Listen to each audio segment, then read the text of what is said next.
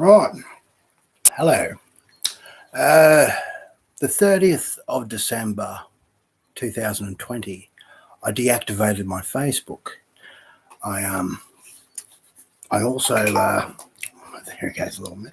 I also this is telling me now that I'm live.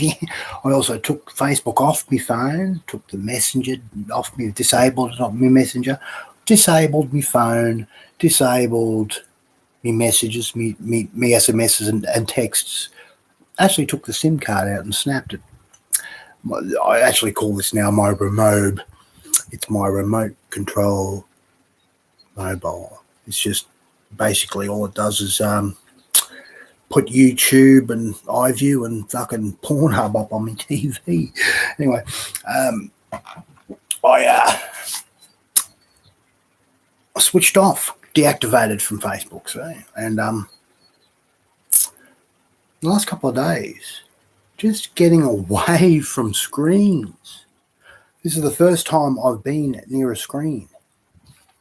And I think I'm just going to do this. This is how I'm going to communicate with people. You know, like fuck a brand can do it, and fucking all those blokes can do it. I can fucking do it too. Getting away from screens. You know, like I can hear music again.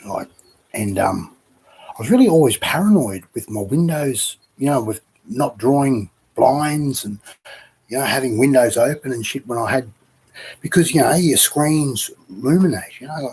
But I tell you what, just the last couple of nights, the universe doesn't know what to do when they can't see the person sitting back in the dark with a CD player on, fucking listening through CDs through a PA system. It doesn't know what to fucking do because you're not, your face isn't loomed up in, or you're not listening to your thing on, the screens aren't looming and blooming. The fucking Google Home, actually, what I do is I get here, and if it gets a bit too dark, I switch it over to the static, the old ants running across the screen, I start seeing patterns and shit, and then I'm like, But when I have that on, listening to music, and the Google Home in the back's beeping and blinking and fucking all mics are on and all ears are open, trying to work out what the fuck, listening in on what I'm actually up to, it doesn't like that static, and it turns my TV off. After a while, if I leave that static on, with my Google Home connected in the back, my TV turns off. It must interfere with. So I just unplug the fucking thing. But it blinks and fucking it blinks and like trying to listen in what I'm fucking doing, unheard of to sit in the dark with headphones on, listening to CD, or even better, fucking just haven't. I got one speaker right at the foot of my couch. I got the other speaker up here, and it's like this when I'm lying on the couch. It's just in here. I take about 4 steps outside. You can't hear a thing, but in here, right here, it's fucking really loud, and it's really good, and with no screens, and just trying to get away from things, trying to use your imagination to jerk off to, do you really need to see fucking porn? Back when I was a kid, you fucking were ripping the best and less fucking catalogue out of the paper and fucking. Anyway, get away from the screens. It's a wonderful feeling, and the paranoia goes. It's like I expect now people to be looking in my windows and shit because they don't know what I'm up to. I expect that. When I've got the screens on and everything's illuminated and I'm sitting in the dark and that's just booming and the TV's illuminated and I can't really see out the window, I get real paranoid that something, but now I expect the odd fucking flash or paparazzi up in the trees or whatever. But it kills the paranoia because you're just you're sitting in the dark. It's like the universe doesn't know what to fucking do with you. It doesn't know how are we supposed to deal with this bloke? Like, he's just killed screens.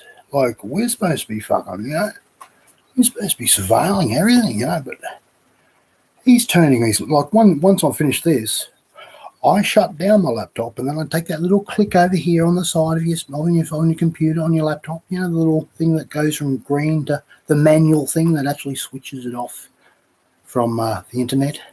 So, people can't still get in there during the night when you're shut down or whatever because your internet's still on. I just click it over here. It's a manual little switch here, Turn off my TV, sit in the dark, listen to music. Right. Speaking of music, I used to do music appreciation with my boys. My two boys out there, check this bloke out. Beck, I think he came to fame with that song Loser, in the Tama Chimpanzees, I Was a Monkey. And everyone thought he was, really fucking, the next Bob Dylan, And I think, then he sort of went all weird and they sort of went, oh, and then he brought this out and it was first sort of rocker to use samples and two turntables and a microphone, Really good album. The closest I can get is he was Generation X's Bob Dylan in his lyrics, as much as it's poetically, his lyrics are very poetic. As if Bob Dylan was a beatnik throwback, Beck was a beatnik throw up. So check that out, boys. Beck Odelay. It's a really good album. I suggest you actually buy the album. Fuck your Spotify's and this fucking thing. I don't know how people can stand listening to things and halfway through the bloody thing you get, shop at Aldi. Oh, but you can get it with no ads, if you fucking pay through the roof. Other one, Ziggy Stardust. I actually think Ziggy Stardust and the Spiders from Mars, or Rise and Fall, is about the Beatles stopping the Vietnam War. I sort of fucking got very last night, and I honestly can hear John Lennon in some of the backing vocals, and George Harrison. And when you think of Ziggy Stardust being playing at left hand, he had that haircut like the Cats from Japan, very much like Paul McCartney, that Snow White tan, well hung, When the kids had killed the man, John had to break up the band. But I think the Spiders from Mars, I think this is all about Bowie is talking about how the Beatles, these strange creatures from England, came to America and stopped the Vietnam War. We got 5 years. That's all we got. Anyway, that's my interpretation of it. Paul McCartney was Ziggy Stardust. I'll leave you with that.